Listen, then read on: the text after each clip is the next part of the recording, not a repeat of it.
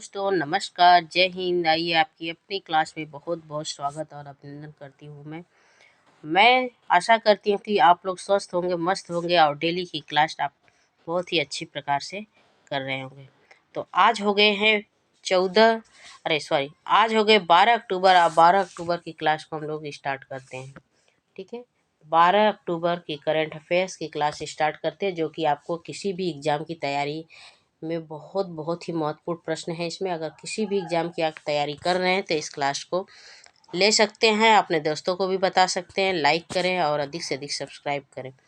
ठीक है, तो चलिए अब सबसे पहला प्रश्न स्टार्ट करते हैं। पहला प्रश्न हमारा पूछा जा रहा है कि 9वां P20 शिखर सम्मेलन कहाँ आयोजित होगा। अभी तक तो G20 शिखर सम्मेलन हम लोग सुन रहे थे, अभी 9वां P20 शिखर सम्मेलन का आयोजित होगा। कहाँ पे होगा, ये होने वाला है अभी। तो यशोभूमि का आप लोगों ने नाम सुना है। यशोभूमि जो कि नई दिल्ली में है, यहीं पे 9वां P20 शिखर सम्मेलन का आयोजन किया जाएगा।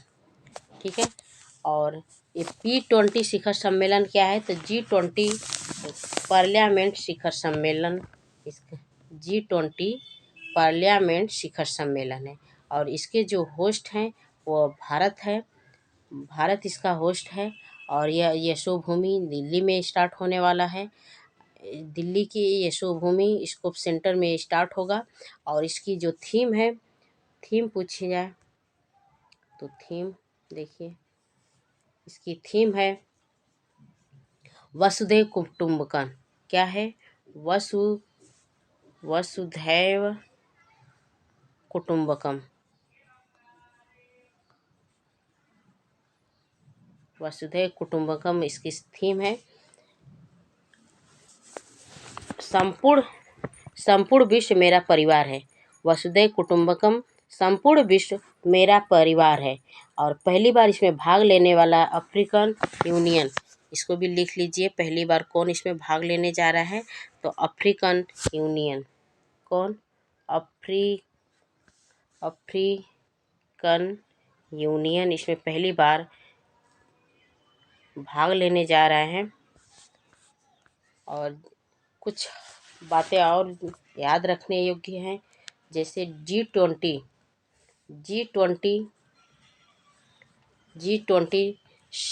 शिखर सम्मेलन 2022, G20 2022 ये कहाँ पे हुआ था, तो यह हुआ था इंडोनेशिया में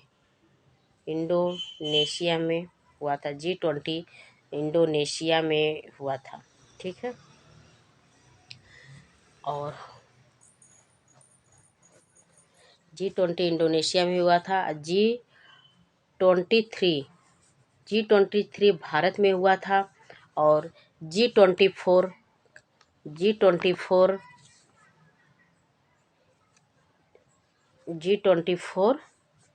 ब्राज़ील में होगा। अभी ये होने वाला है, इसकी घोषणा कर दी गई है। कहाँ पे होगा, तो ब्राज़ील में होगा। G24 या ब्राज़ील में होगा। G24 ब्राज़ील में होगा। और ये तीनों को मिलाकर ट्राइका बोलते हैं। क्या बोलते हैं, ट्राइका। ये तीनों को मिलाकर इसको ट्राइका बोला जाता है, मोस्ट इम्पॉर्टेंट। और इसके शेरपा है अमिताभ कांत इसके शेरपा हैं। अगला प्रश्न है हमारा, यूरोपीय अंतरिक्ष एजेंसी के अनुसार ब्राज़ील के आकार से 3 गुना बड़ा ओजोन छिद्र कहाँ हुआ है। कह रहे हैं कि यूरोपीय अंतरिक्ष एजेंसी के अनुसार ब्राज़ील के अनुसार 3 गुना बड़ा ओजोन छिद्र कहाँ हुआ है। 3 गुना बड़ा हो चुका। बहुत ही आश्चर्य की बात है कि जो ओजोन है वह 3 गुना बड़ा हो चुका है। ठीक है, और ये कहाँ पे हुआ है, तो अंटार्कटिका में। यह अंटार्कटिका में 3 गुना बड़ा हो चुका है। पहले यह 28.4 मिलियन किलोमीटर था ये। अब इसकी लंबाई जो है 26 मिलियन km² हो गई है। कितनी हो गई है, तो 26 मिलियन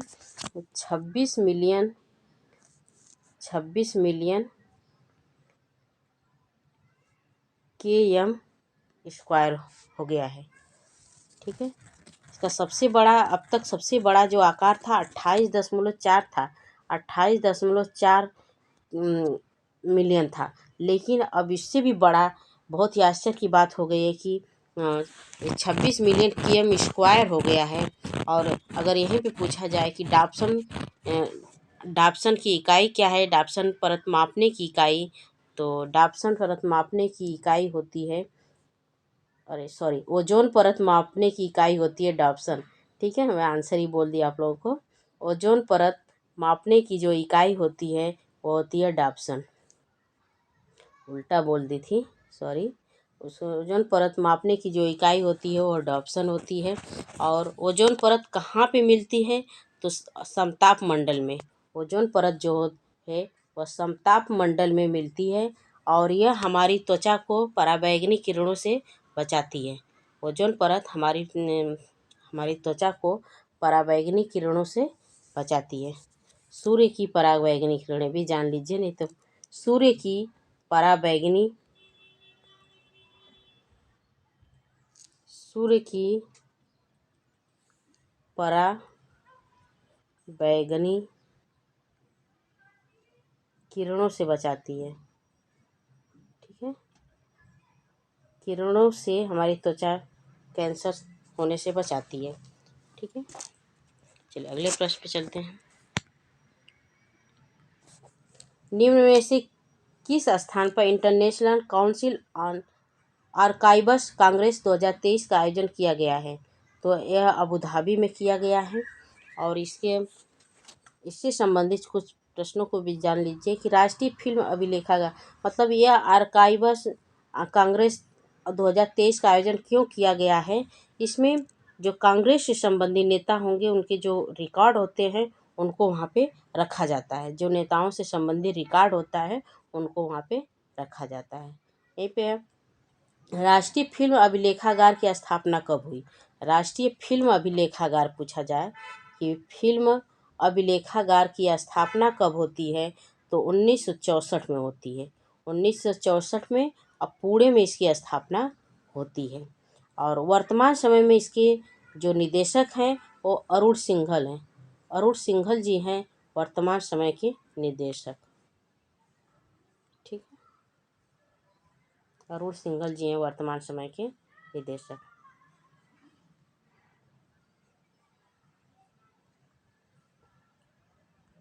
भारत के पहले एयरक्राफ्ट रिकवरी ट्रेनिंग स्कूल निम्न में से किस स्थान पर शुरू किया गया है? पूछा जा रहा है कि भारत के पहले एयरक्राफ्ट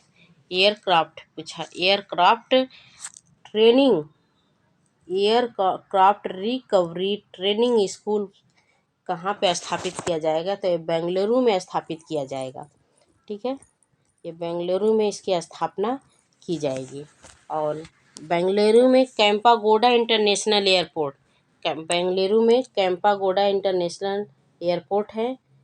कैंपागोडा इंटरनेशनल एयरपोर्ट के प्रांगण में ही यहाँ पे, मतलब वहाँ पे जो जगह है उसी जगह में, उसी प्रांगण में ही इंटरनेशनल एयरपोर्ट का आयोजन किया जाएगा। ठीक है, और इंटरनेशनल आया है तो कुछ बातें याद रख लीजिए, जैसे सुधा मूर्ति जी, अभी अभी आप लोगों ने पढ़ा कि Sudha Murty Canada Indian Foundation CII Canada International Foundation द्वारा प्रतिष्ठित ग्लोबल, कौन सा? ग्लोबल इंडिया प्रतिष्ठित ग्लोबल इंडियन अवार्ड पाने वाली पहली भारतीय बन चुकी है, पहली महिला बन चुकी हैं। ठीक है, सुधा मूर्ति CII अवार्ड प्राप्त करने वाली पहली महिला बन चुकी हैं। किस दिन अंतर्राष्ट्रीय बालिका दिवस मनाया जाता है? पूछा जा रहा है किस दिन अंतर्राष्ट्रीय बालिका दिवस मनाया जाता है? तो 11 अक्टूबर को अंतर्राष्ट्रीय बालिका दिवस मनाया जाता है। और ये कब से मनाना स्टार्ट हुआ? तो पहली बार यह अंतर्राष्ट्रीय बालिका दिवस कनाडा के एक NGO द्वारा मनाया जा रहा था। NGO जो कनाडा में है, NGO के द्वारा यह मनाया जा रहा था। लेकिन एक जब यूनाइटेड नेशन को ये पता चला कि एनजीओ, कनाडा के एक एनजीओ ने बालिका दिवस मना रहा है, तो उसने अंतर्राष्ट्रीय तौर पर मनाने के लिए कहा। तो 2008 में अंतर्राष्ट्रीय तौर पे मनाया गया। पहली बार 2008 में अंतर्राष्ट्रीय तौर पर यह मनाया गया। यूनाइटेड नेशन 2030 तक, यूनाइटेड नेशन 2030 तक लैंगिक समानता का लक्ष्य रखा हुआ है। ठीक है, 2030 तक लैंगिक समानता का लक्ष्य रखा गया है। और 2015 में भारत सरकार ने बेटी बचाओ और बेटी पढ़ाओ का लक्ष्य रखा था। कब?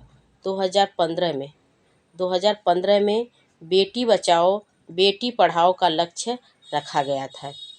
ठीक है, और यह बेटी बचाओ बेटी पढ़ाओ अभियान कहाँ से स्टार्ट हुआ? तो पानीपत से मोदी जी के द्वारा, हमारे प्रधानमंत्री मोदी जी के द्वारा यह स्टार्ट किया गया, अभियान की शुरुआत की गई है। ठीक है, तो ये थे आज के महत्वपूर्ण करंट अफेयर्स। आज के लिए इतना ही। नमस्कार, जय हिंद। क्लास कैसी लगी कमेंट बॉक्स में ज़रूर लिखें और अपने दोस्तों को अधिक से अधिक शेयर करें। जय हिंद दोस्तों, नमस्कार। फिर मिलते हैं नेक्स्ट वीडियो में, तब तक के लिए जय हिंद, नमस्कार और आपका दिन शुभ हो। धन्यवाद।